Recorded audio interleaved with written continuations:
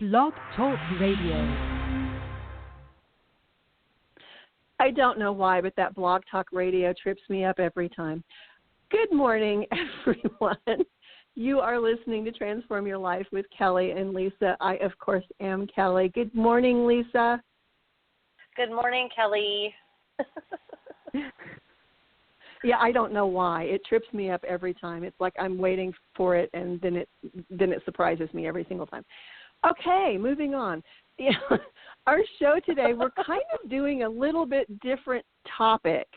We're talking about using sexual energy and how it relates to your self-image and your subconscious. Everyone knows how powerful sex can be. If you want to join in the conversation, you can call 646-716-9645 and join the conversation. So what do you think, Lisa? Have you ever used sexual energy to manifest something you wanted? There seems to be, in looking at this topic, not really researching it, but in looking at this topic, it seems to be a really common thing. It's like a really popular topic of conversation these days is using sexual energy to manifest things. You know, I'm sure I've used sexual energy to manifest without knowing that I did.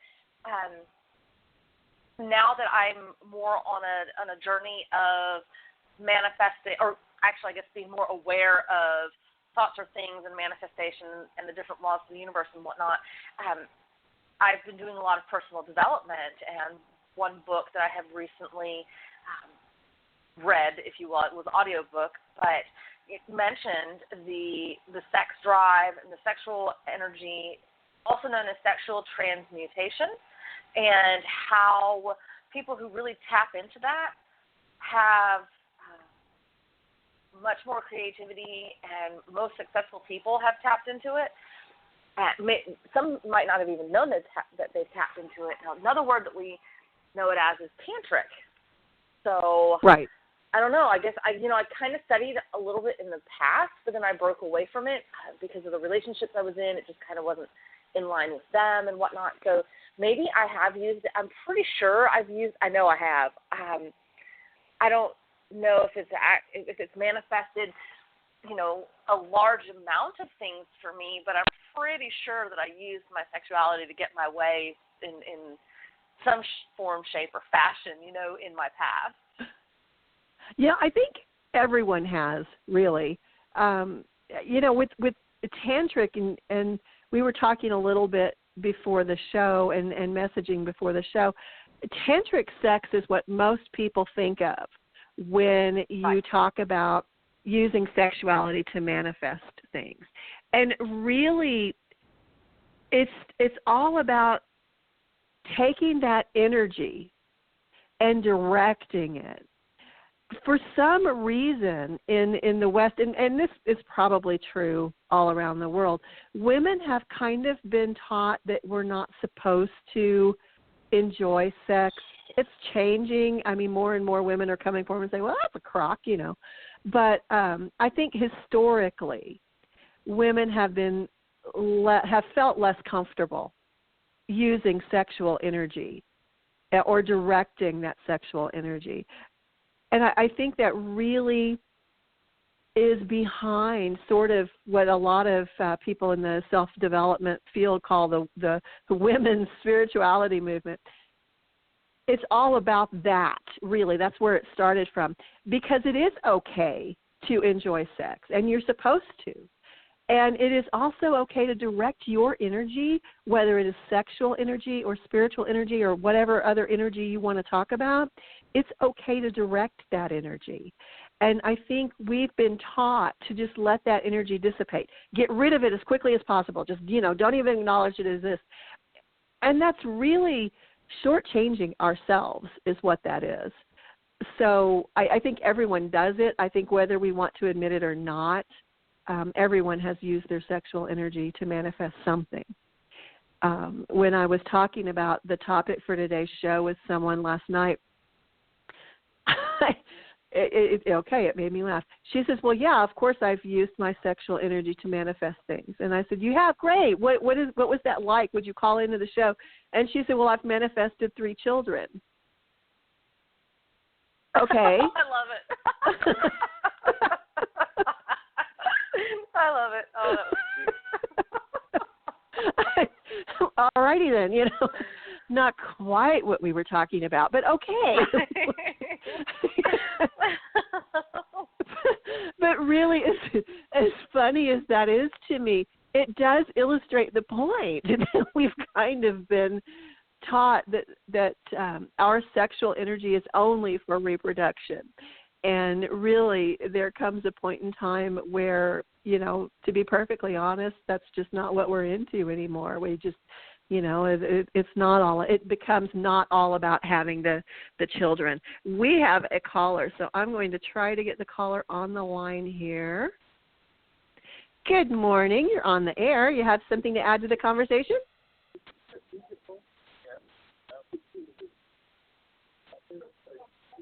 Hello? We're having trouble hearing you.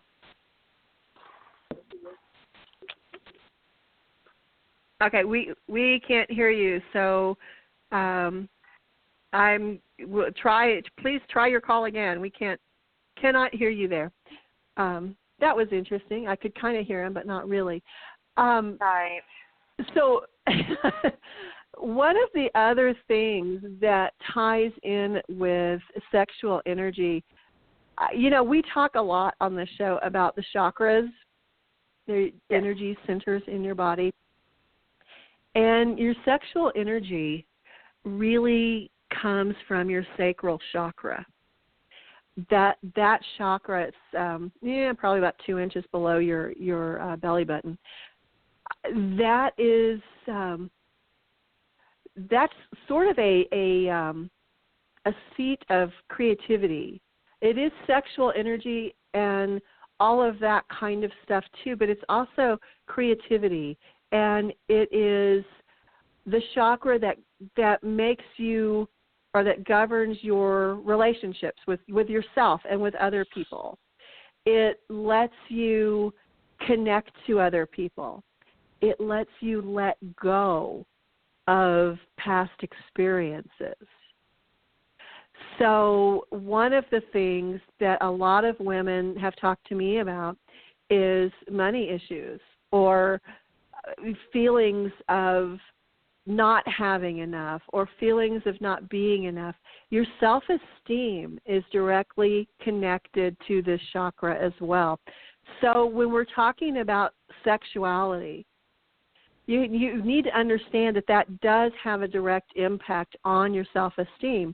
And your self-esteem and your relationships with people and how you feel emotionally, that all relates to your money. This is the chakra that really governs money, financial power, business reactions, social interactions.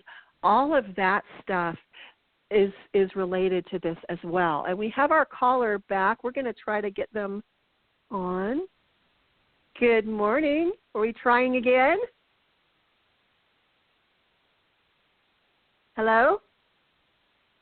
Well, that person is having a hard time connecting. So what do you think about that, how sexual energy relates to your self-esteem?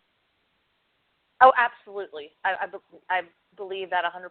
It is definitely a correlation. Any time you want to research on the subject, you'll definitely see that, even in your libido, a woman's libido can be lowered.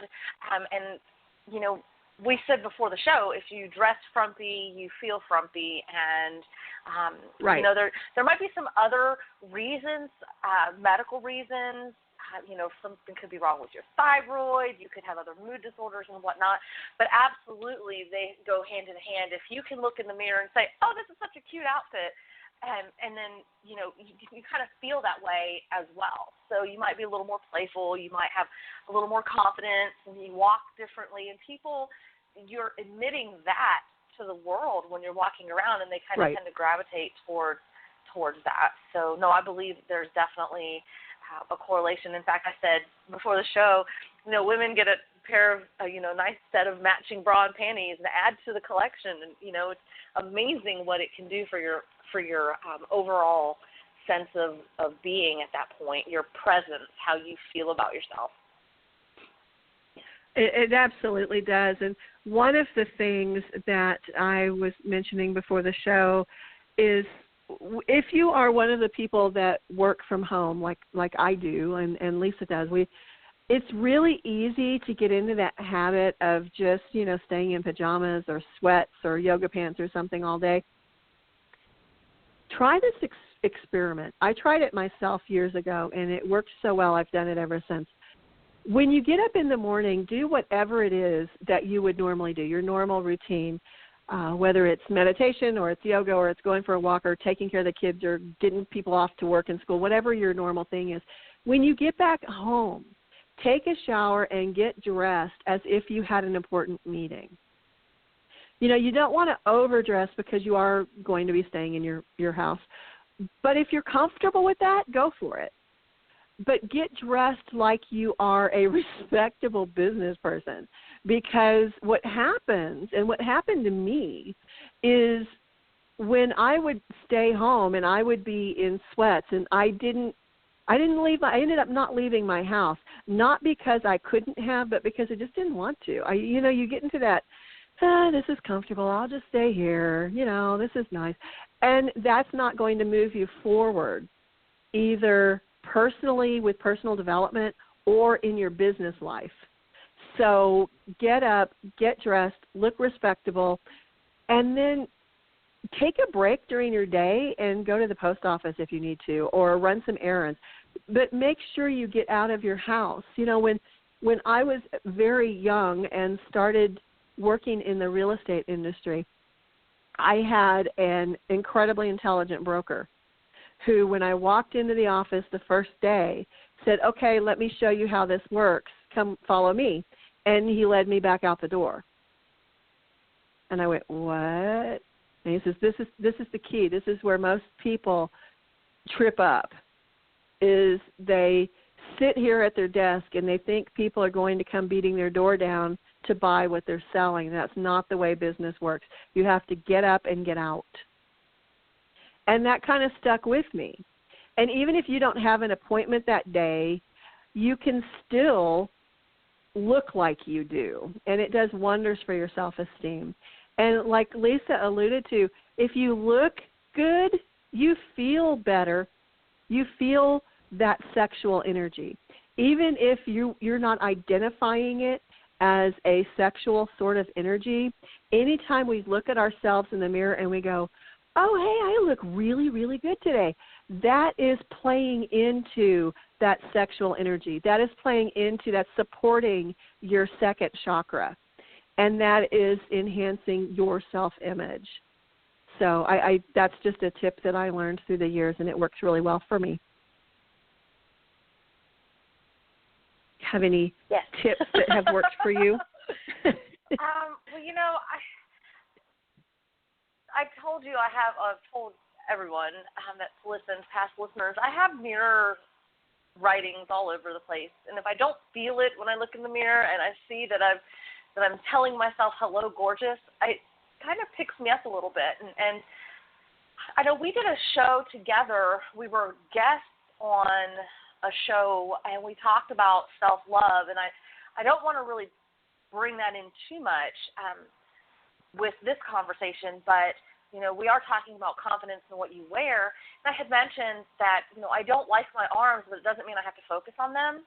What I can do is wear a shirt that covers them, and I still feel really good, and I still look really good, but I don't notice my arms as much because they're not the predominant feature, or they're not exposed as much, and so that makes me feel a lot better throughout my day and gives me more confidence. And I know that they're there. I know I need to work on them, and that's something that I have been doing recently, but that doesn't mean that I need to focus all of the negative towards that. And I think that's something that's kind of important that we talk about too, is the in the confidence aspect. There's more positive when you're feeling confident than there's negative, and you tend to push the negative away.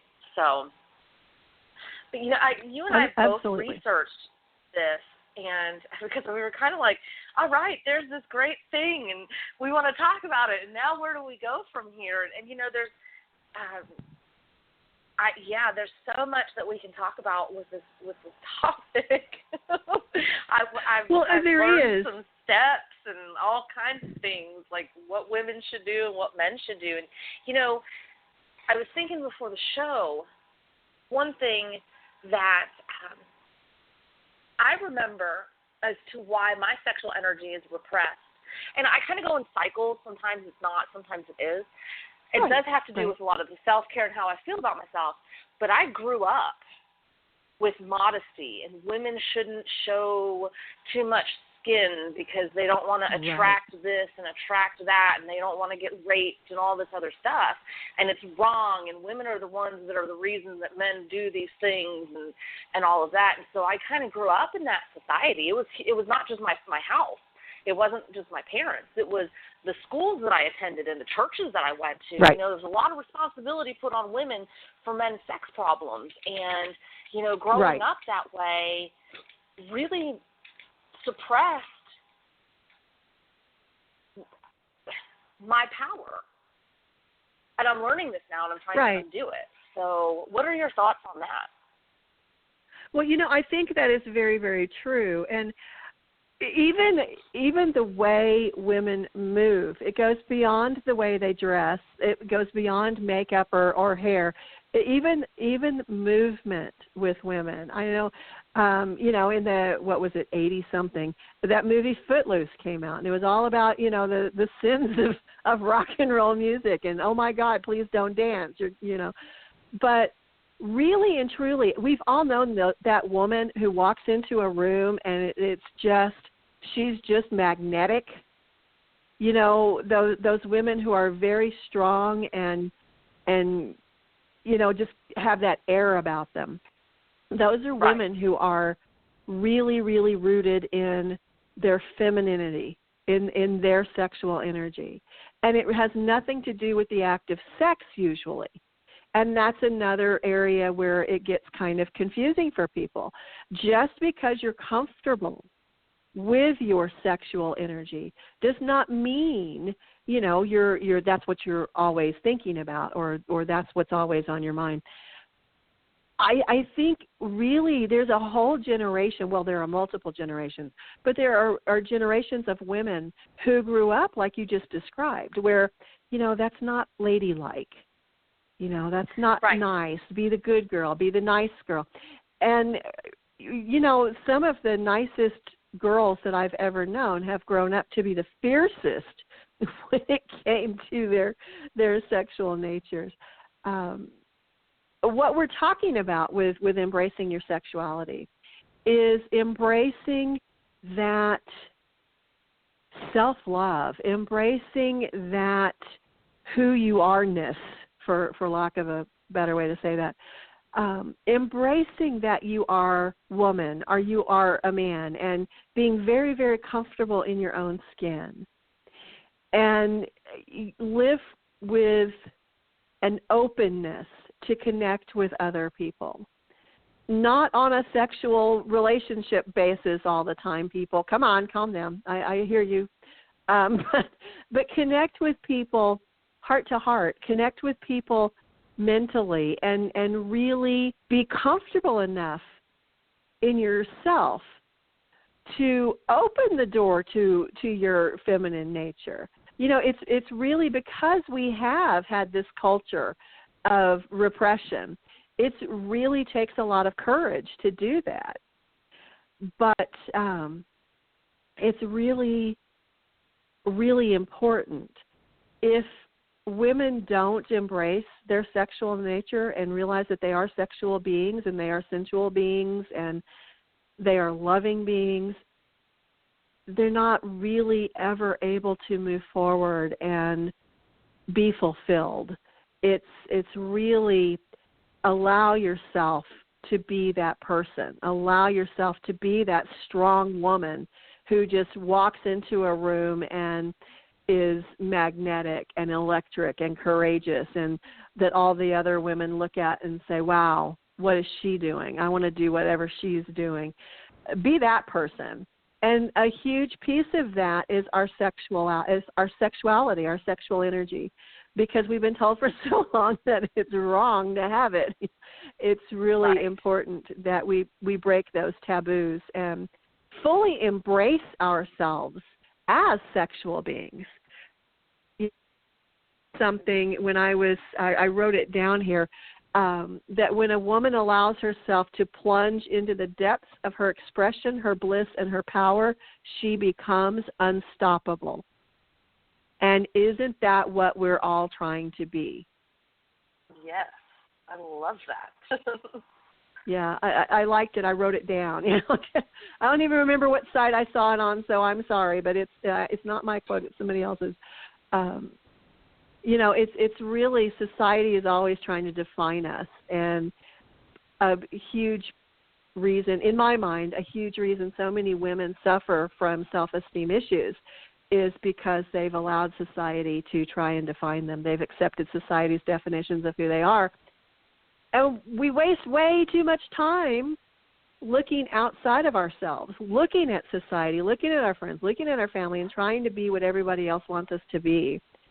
So, it's key to look inside of yourself for who you are, for that joy, for that self-confidence.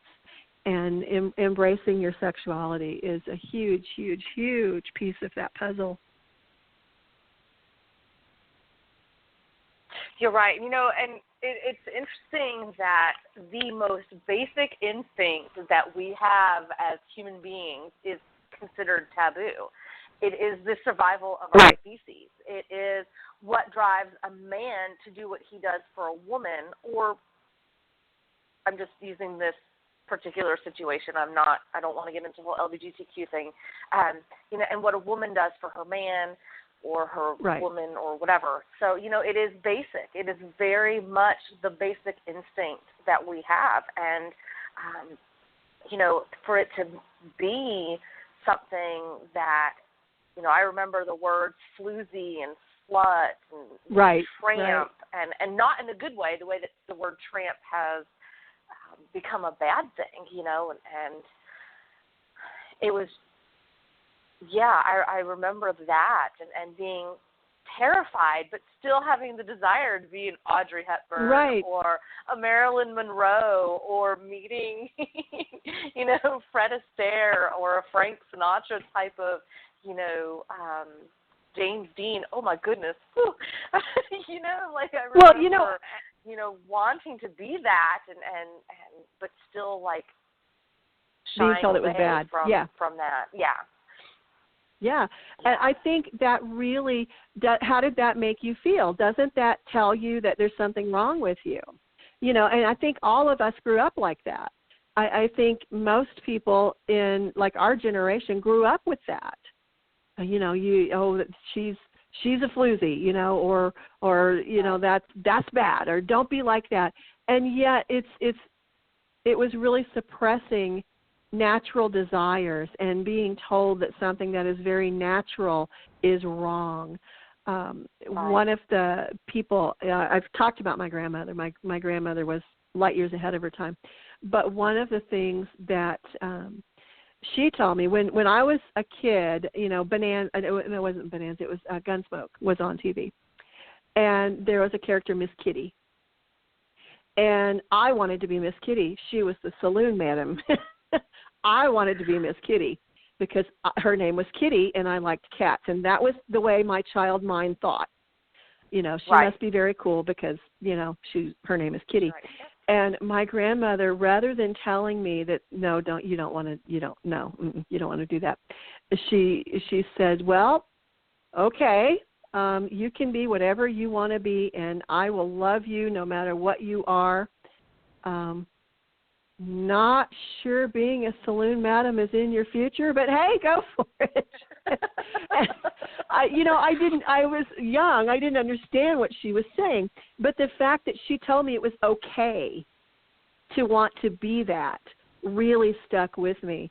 And, she was just light years ahead of her time because that was at a time when, oh my God, you don't want to do that.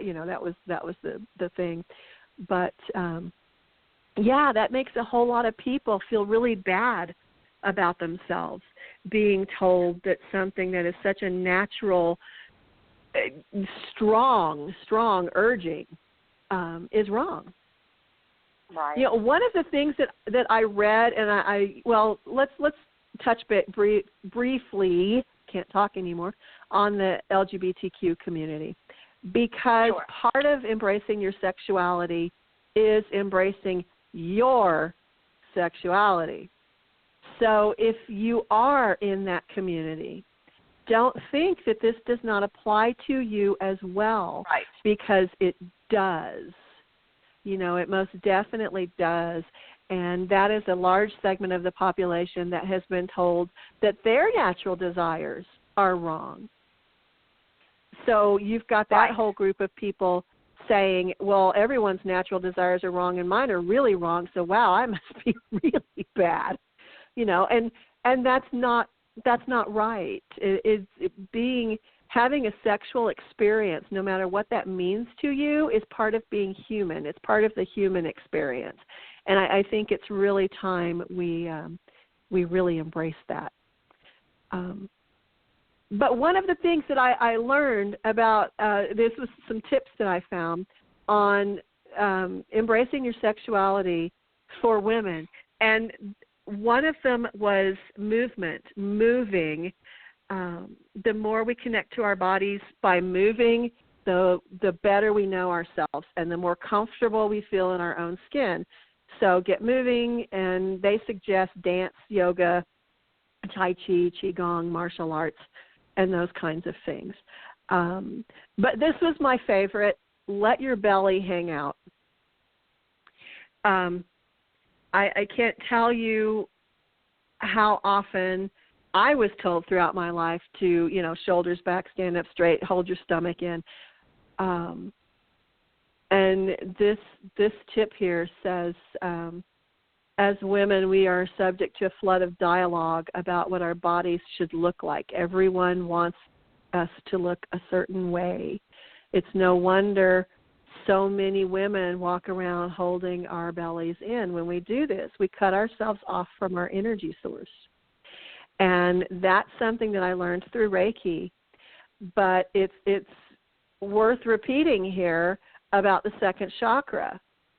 When you're straining the muscles in that area all the time. Now, I'm not saying don't stand up straight and hold your stomach in and shoulders back, you know, when it's appropriate. But if you are relaxing at home, or even if you're just out with friends, when you are holding in your stomach muscle so tightly that you're straining, you're cutting off your second chakra. And that's where your sexuality and your emotions and your relationships with money and with business and with other people, like we've talked about earlier in the show, that's where all that stuff is seated. So why would you want to cut that off? It's really cutting yourself off from it. Go ahead. That's interesting. So what about, like, people who have ripped abs? You know, they're very much into the fitness world, and they have the 6-packs or 8-packs, or, you know, bounce a quarter off of my abs. What about them? Because well, I think that's a little bit tight from all their exercise. Right. I think that's a little bit different, because that's the natural state of their body. What this is talking about is women who maybe have a belly pooch, you know, and you're trying to hide it. And, you know. Okay.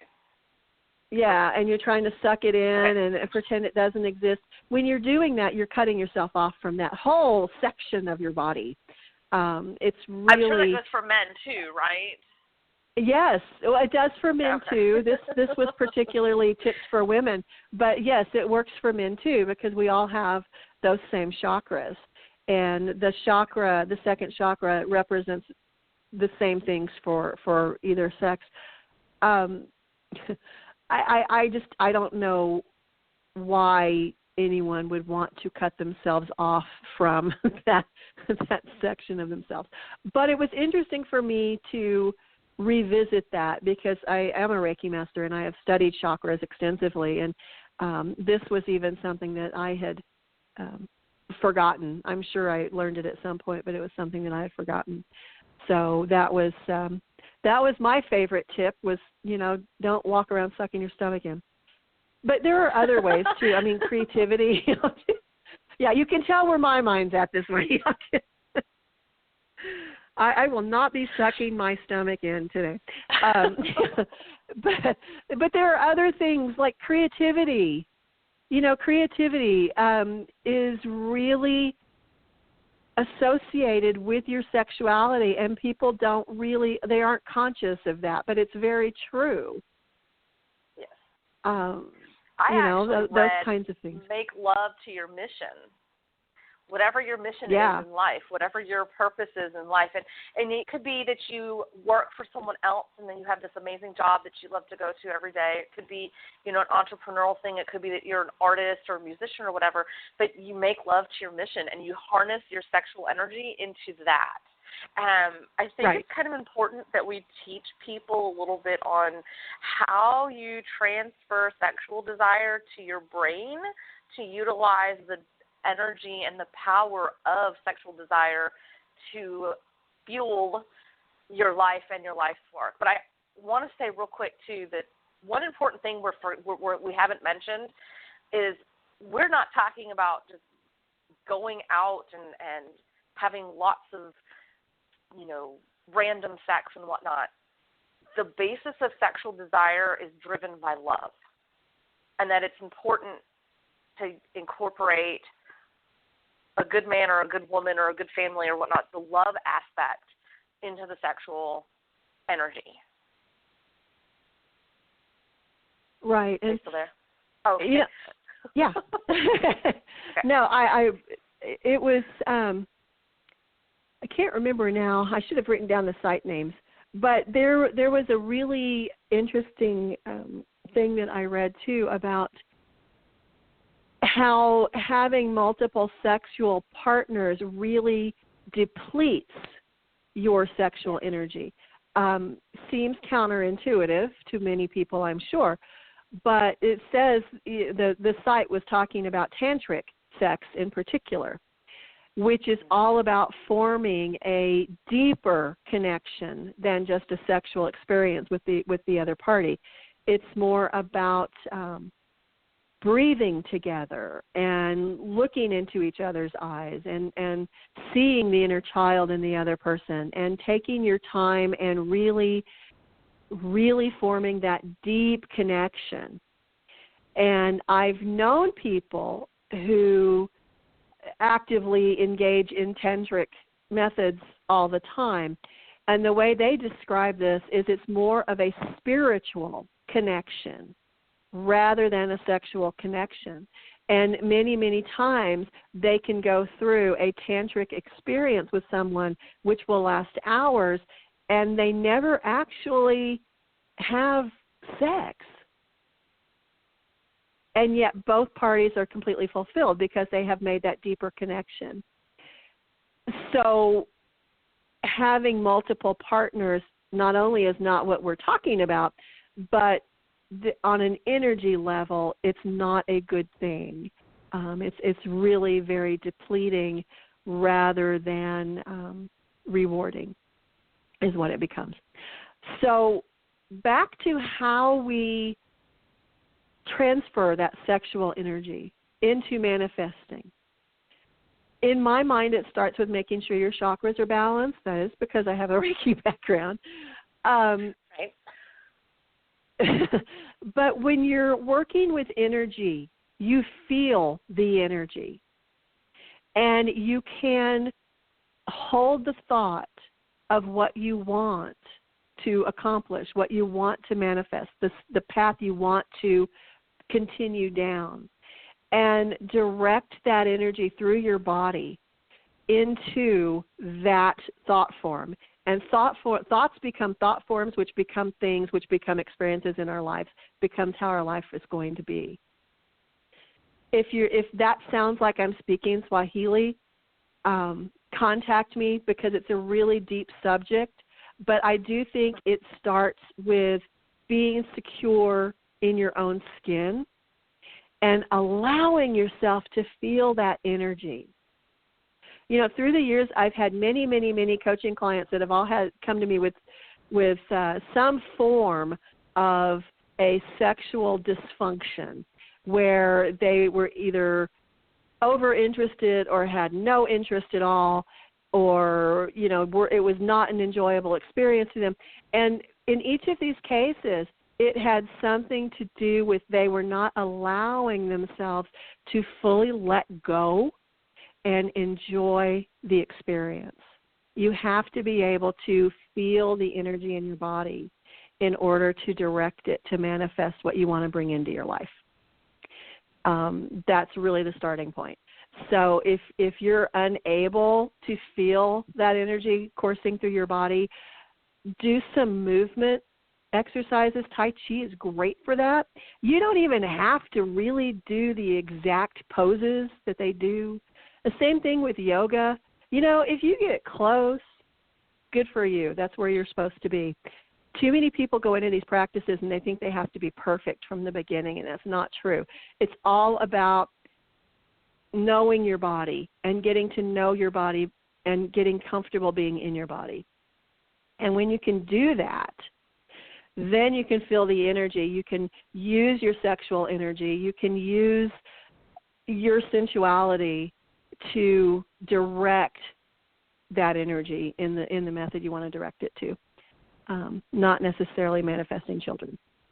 Although, you know, hey, that's good too. I love the tips that you just gave, and I want to expand on that just a little bit. Most of the research that I have found discusses the need to stop masturbating and to stop watching porn. And I think those are two very important topics, because when you release yourself too much, then you're also releasing your creative energy, and you're not reharnessing or harnessing that. You're not redirecting the energy, the power of that energy. You know, you're not harnessing that power. Most of the things that I have seen have been don't overindulge. You think of drugs and alcohol, and it's the same thing. Overindulgence of sex can also lead to the same thing. And the tantric principles, you can still have sex, you're just not releasing. Right. And if you want more information, I am not an expert on that.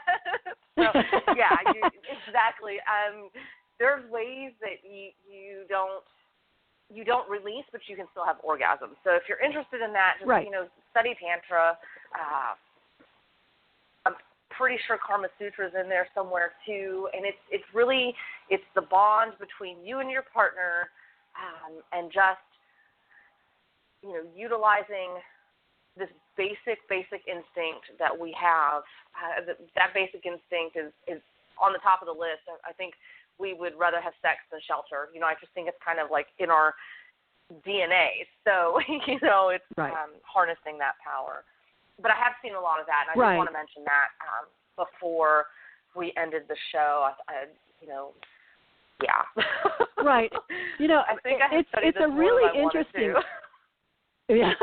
Well, it's a really interesting topic all the way around, and it's such an important one. I'm really kind of surprised we haven't had this show before, but we've just barely scratched the surface, really. We really have. Yes. It's worth looking into. It's all about knowing who you are first and embracing who you are and your sexuality. That is really the seat of your power as a human being. And when you cut yourself off from that, when you don't allow yourself that pleasure or those experiences or whatever it is for you, you're cutting yourself off from a very, very, very important part of yourself. And it only hurts yourself. So, no matter what society has taught you, no matter how you were raised, get over it. It's time to really embrace who you are, and your sensuality and your sexuality is a huge piece of who you are. So I think we've got a wrap here. You have some final thoughts, Lisa? This was your topic, by the way. This was Lisa's topic, by the way, everybody. So. Thank her. No, I'm learning a lot, and this is something that hasn't really been talked about. I know I've right. done several research attempts on this. Most of it's directed towards men, because the original author who really shed some light on this particular subject but didn't go into a whole lot of detail only referred to men because of the time frame that the book was written. Women were still staying at home, taking care of children. They weren't really out in the workforce much. So most of what I've been finding has been for men. I know libido and self-confidence plays a huge part in the sexual energy that you have. I know there's natural stages that particularly women go through, but there's still things that you can do to tweak those stages to where you're not stuck in that particular rut or low libido if you don't want to be there. Movement, self-love, we talk about that all the time, is important. Love and sexual desire go together hand in hand. Find yourself a good person, and I don't really know what else to say. There's a lot of research. This practice goes thousands of years. I'm not even sure how old Tantra is, to be honest with you, but this practice really does go back thousands and thousands of years. I'm pretty sure that we could even say Christ was a master of owning his sexual energy, because his magnetism with people was just spot on. So, it's been in practice for thousands of years. If you want more information, you can contact me. If I don't know the answers, I can help you find them. Yep, absolutely. And, really, it's all about making a deeper connection with yourself and with other people. That's really what it does come down to. So I think that's our show today. Thank you guys for listening. We'll do some more research, and maybe we'll do a follow-up on some of this. Send us your comments and let us know what you want us to talk about on the next show. Thank you so much, guys. Have a beautiful, beautiful day. Bye. Bye, everyone.